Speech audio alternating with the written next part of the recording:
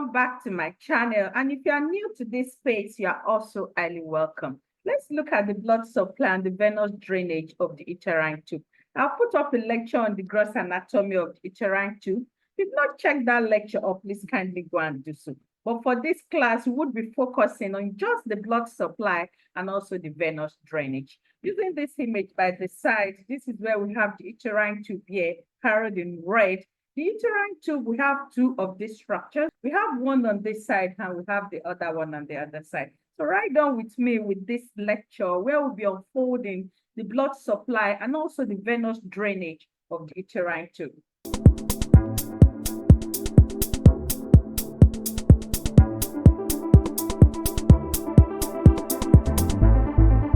The uterine tube is what is carried here in red. We say that we have two of this structure. As we have on this side, we also have on the other side. The uterine tube can also be referred to as the fallopian tube or the oviduct. This is a paired tubular structure that is seen to extend from the superior part of the body of the uterus. This is where we have the uterus here, carried in green, and at this superior angle here of the body of the uterus is where we have these tubular extensions that are referred to as the uterine tube. And if you go more laterally on this edge, we have the ovaries. So we also have two ovaries. We have one on the right and we have another one on the left. And this is what is carried here in yellow. So these ovaries are two in number, so also the uterine tubes. The uterine tubes needs to complement the number of ovaries that we have. Because as soon as the egg is released from the ovary during the process of ovulation, the egg is trapped into the lumen of the uterine tube. So we also need to have a corresponding number of uterine tubes so as to tally with the number of ovaries that we have. And this is why we have two of the ovaries and also two of the uterine tubes, where we have just one uterus at this central part.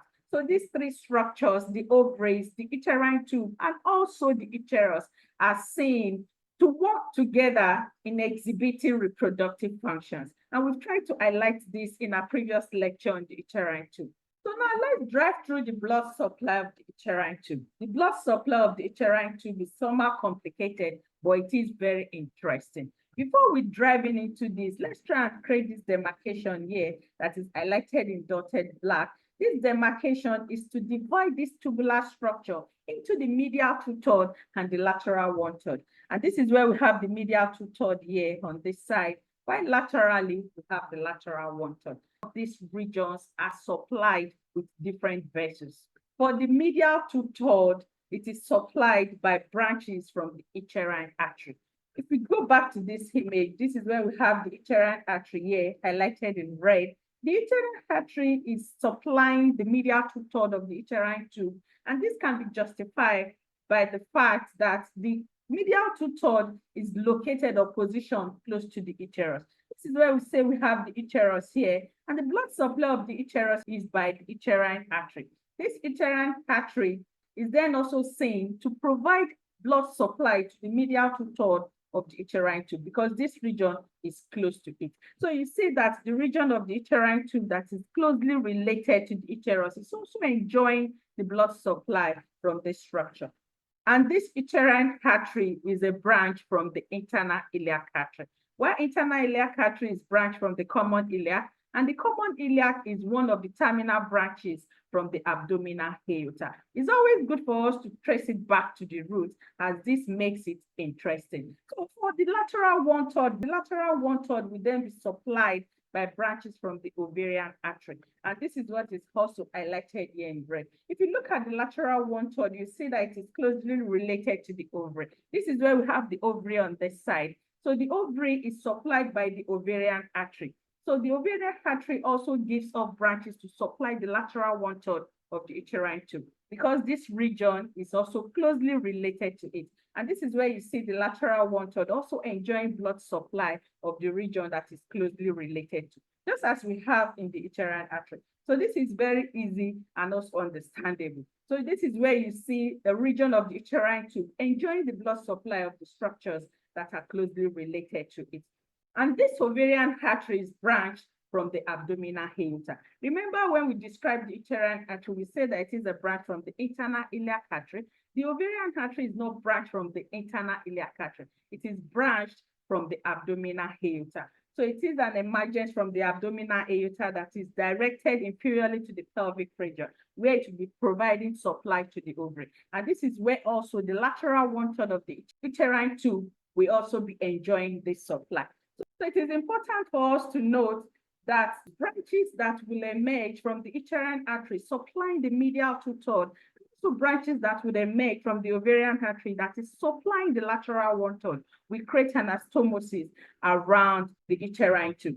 And this is where they are directed through the mesosalpinx. The mesosalpinx is the mesentery of the uterine tube. We've also tried to describe this in details in our previous lecture on the uterine tube. We said that the mesosalpinx is the mesentery of the uterine tube. And apart from creating structural support with the other structures that are located around it, it is also helping to act as a conduit for these vessels. As these vessels create anastomosis, you see them running through the mesosalpinx. This is where it is helping to also create protection and support for these vessels.